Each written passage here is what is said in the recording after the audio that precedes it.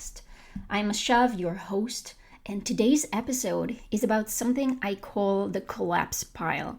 And I want to start with a question that so many women ask themselves after divorce or separation. Why does everything suddenly feels urgent? Not just stressful or important, but urgent. Like if you don't deal with everything right now, something bad will happen. In this episode, I'll walk you through what I call the collapse pile and why it happens specifically after divorce. We'll talk about why trying to clean everything up at once actually makes things worse. I'll give you a practical 4-step process for detangling it, one that I used myself when my life fell apart. And I'll explain what cognitive mapping is and why it's the difference between staying stuck and being able to move forward again. Then I'll share how I personally untangled my own pile when my marriage ended. By the end, you'll understand why you feel paralyzed, what's actually creating that urgency, and where to start when everything feels like it needs attention right now. So let's start. When my marriage ended, it wasn't just the relationship that ended. It felt like a rug was pulled out from under my entire life.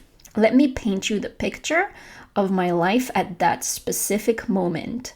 I was living far from my family, just moved to New York less than a year earlier. I didn't have family around, I didn't have friendships yet. Most of my friends at the time were mutual friends with my husband. And my business that I worked for 7 years just closed after COVID. The career shift that I was trying to make suddenly was about a life that no longer existed. My health was at its worst. Chronic pain, sleep issues, anxiety that made every small decision feel impossible. And on top of all that, I had a cat at home sick with cancer, a 5-year-old daughter, and I had to figure out whether to stay in an apartment I could barely afford or move again and having to switch schools. It was a full collapse, like a wrecking ball hitting a building and everything coming down at once.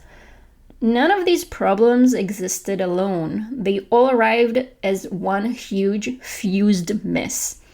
And that's what I call the collapse pile. What overwhelmed me wasn't the sheer number of problems, it was that they were all tangled together into one indistinguishable emergency. Money, fear, legal stress, parenting, logistics, identity, health concerns, future decisions that I haven't even made yet, all sitting on top of each other in my head. And that's what made everything feels urgent. The mistake most people make is trying to clean up this pile instead of separating it. When you're staring at this collapse mess, the instinct is to clean it up as fast as possible. So you start doing everything at once. You're researching divorce lawyers while also trying to figure out your finances. You're looking at new apartments while simultaneously questioning your entire career path. You're managing your kids' emotions while also trying to process your own grief and identity. You're reading self-help books, listening to podcasts, talking to friends, asking family for advice. Everyone has an opinion about what you should do first, and you're exhausting yourself trying to address all of it. Or maybe you go the opposite direction. You freeze.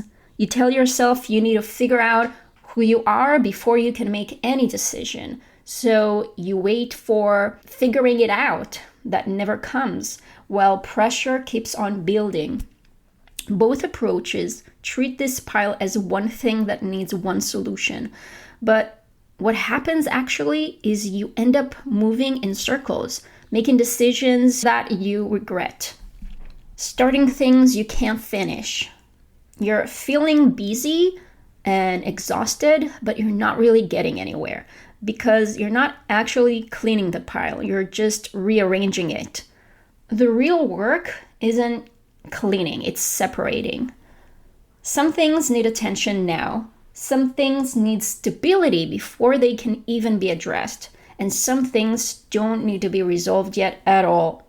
But when everything lives in one fused pile, your brain can't tell the difference. It experiences everything as urgent, so you try to solve everything at once and make no real progress on anything, and your anxiety just grows. That paralysis isn't a willpower issue, it's not laziness, and it's not that you're not doing enough. It's a categorization problem.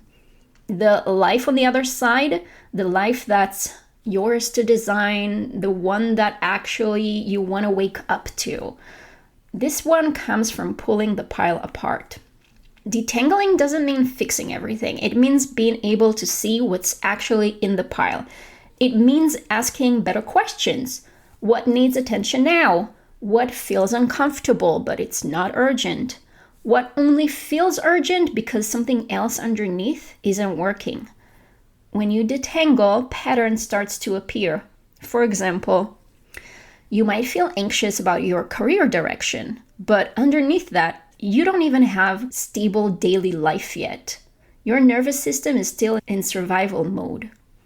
You might feel anxious about your career direction, but underneath that, you don't even know how your tomorrow is going to look like. You don't have a stable daily life yet. That's not a career problem. It's a stability problem. When you separate those layers, you stop forcing decisions you're not ready to make and focus on what actually unlocks the next step. So how does this look in practice? Here's the 4-step process I use. Step 1, name what's in the pile. Instead of saying everything is too much, name the categories. This is money, this is housing, this is parenting, this is health, this is identity, this is work, this is support, this is a social circle, this is emotional processing. Most people never do this. They just keep everything swirling together in their head. Naming alone creates relief. Step 2 is identify dependencies. Ask what depends on what. You can't plan the next 5 years when you don't even know how tomorrow looks like. Long-term decisions depend on short-term stability. Some questions aren't solvable yet because you don't yet have the sequence. Step 3, find leverage points. These are the small shifts that reduce pressure across multiple areas. And surprisingly, it's often not the things that people obsess over. It's creating a predictable routine. It's setting clear boundaries with your ex. It's finding one tiny source of income stability or one tiny support system so you don't carry all of it by yourself. And then step 4, parking non-decisions. Some things will matter later, but not right now. Like your full identity, redefinitions in your life, certain future choices. Put them on paper, get them out of your head. You're not avoiding them, you're sequencing them for later. That alone can cut anxiety in half. Relief doesn't come from solving everything. It comes from getting orientation. When you detangle the pile, you don't suddenly have your whole life mapped out, but you understand the terrain. You know what's possible next. That's what I call cognitive mapping. For many women after divorce, this is the difference between feeling stuck and being able to take small, grounded steps again. So, how I untangled my own pile? I didn't do that by solving my whole life at once. At first, I panicked. I wanted stability as fast as possible, so I told myself that I needed a real job, something safe, predictable, and it felt like the responsible thing to do. I thought that this would calm my fear, so I started sending resumes for months for roles that I wasn't even sure I wanted. Eventually, I realized I wasn't choosing a career. I was just postponing, and I'm still in shock. What I needed wasn't direction, it was more time. And it took longer than I wanted to admit for my nervous system to settle enough to think clearly again and creatively again. But what I ended up building wasn't a forever career, it was a lifeline. I got into a program that gave me an income, enough relief to stop the collapse, and enough stability to think beyond survival. Once that pressure eased, other things could separate. I slowly built community. It took me nearly 2 years to feel that belonging sense again. My mental health stabilized gradually, my sleep improved, my body started to heal. Not through one big decision, but through sequencing.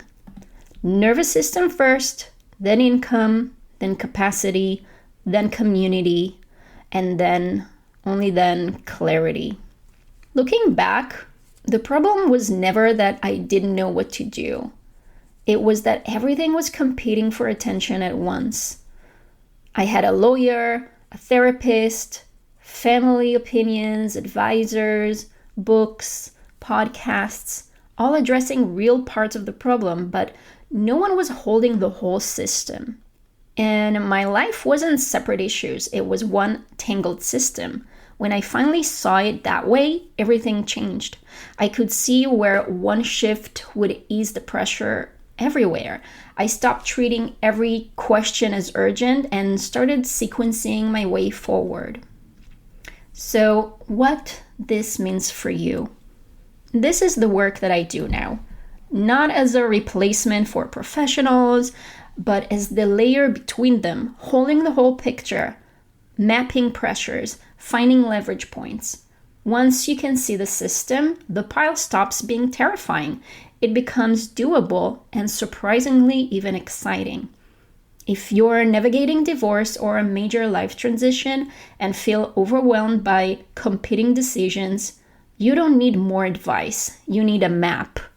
And a simple place to start is building your compass. It is a short exercise you can download for free through the links in the show notes. It helps you identify your 3 to 5 core values so that you can make decisions according to what matters to you right now. So let's recap what we covered today. The messy pile happens when everything collapses into one undifferentiated emergency. Money, identity, parenting, health, work, all tangled together, all feeling urgent at once. The paralysis you feel isn't a willpower problem, it's a categorization problem. You're treating different kinds of problems as if they all belong to the same moment. Detangling means pulling the pile apart so you can see what's actually in there. It's not about solving everything at once. It's more about understanding what needs attention now, what depends on stability first, and what can be parked for later.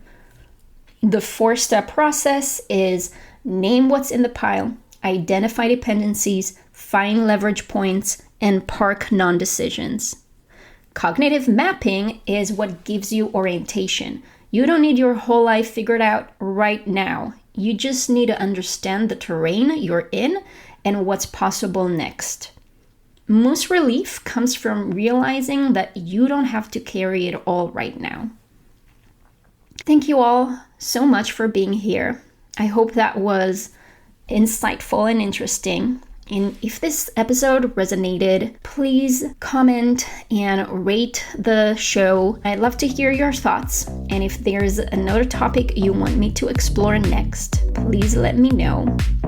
I'm Mashav, and this was the New Me podcast. See you next time.